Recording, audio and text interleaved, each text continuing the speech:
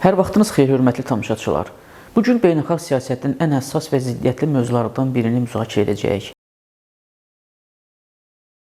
Parisdə Fransa, Böyük Britaniya və Ukrayna liderləri tərəfindən hazırlanan təhlükəsizlik zəmanətləri üzrə deklarasiya ilk baxışda Ukrayna üçün mühüm siyasi dəstək kimi təqdim olunsa da, sənəd ətrafında formalaşan suallar daha dərindir. Əsas sual isə dəyişməz qalır. ABŞ-ın iştirak etmədiyi təhlükəsizlik zəmanətləri nə qədər real və etibarlı ola bilər? Avropa Vaşinqtonsuz öz təhlükəsizlik arxitekturasını qura biləcəkmi, yoxsa bu cəhdlər yeni risklər doğuracaq? Bu suallara birlikdə cavab axtaracağıq. Parisdə imzalanan təhlükəsizlik deklarasiyası Ukrayna münaqişəsinin mümkün post-atəşkəs mərhələsinə dair Qərbin strateji axtarışlarını açıq şəkildə üzə çıxarır. Sənəd Fransa və Böyük Britaniyanın təşəbbüsü ilə Avropanın Kiyevə uzunmüddətli təhlükəsizlik öhdəliyini nümayiş etdirməyi hədəfləyir. Lakin bu təşəbbüs eyni zamanda ABŞ-ın roluna dair ciddi qeyri-müəyyənliyi də qabardır. Fransa prezidenti Emmanuel Macronun möhkəm və pozulmayacaq sülh tezisi Avropa siyasi elitasının əsas qorxusunu əks etdirir. Əldə olunacaq razılaşmanın qısa müddətdə dağılması və Ukraynanın yenidən təhlükəsizlik vakuumunda qalması. Məhz bu səbəbdən Paris deklarasiyası klassik hərbi yardım modelindən fərqli olaraq hüquqi və institusional təhlükəsizlik zəmanətlərinə fokuslanır. Sənəddə kəşfiyyat əməkdaşlığı, logistika, diplomatik təzyiq mexanizmləri və sanksiya alətləri ön plana çəkilir. Bu isə göstərir ki, Avropa münaqişəyə artıq yalnız hərbi cəbhə kontekstində deyil, daha geniş geosiyasi müstəvidə nəzarət etməyə çalışır.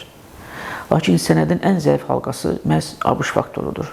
İlkin layihədə Vaşinqtonun çoxmillətli qüvvələrə dəstək və logistik təminat öhdəlikləri yer alsa da, yekun mətndə bu müddəaların çıxarılması ciddi suallar doğurur.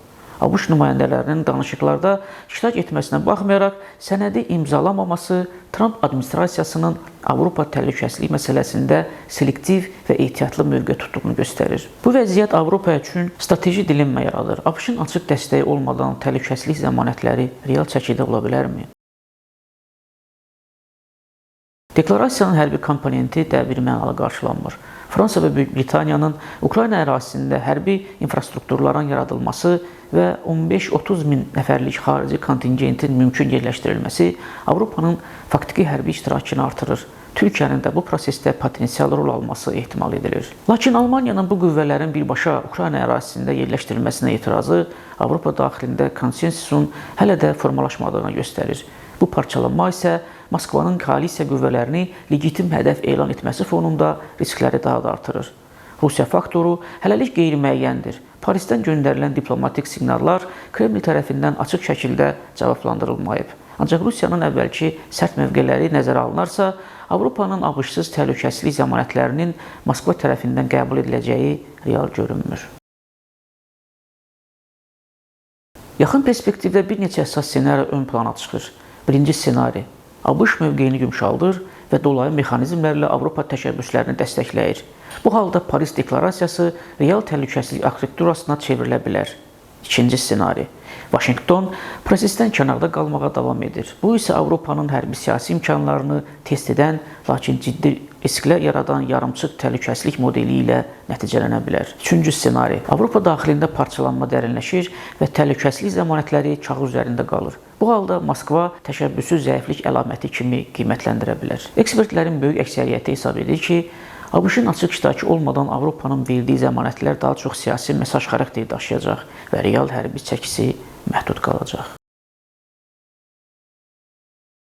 Beləliklə, Paris deklarasiyası Ukrayna üçün mühüm siyasi və psixoloji dəstək kimi təqdim olunsa da, onun real təsir gücü hələ də sual altındadır.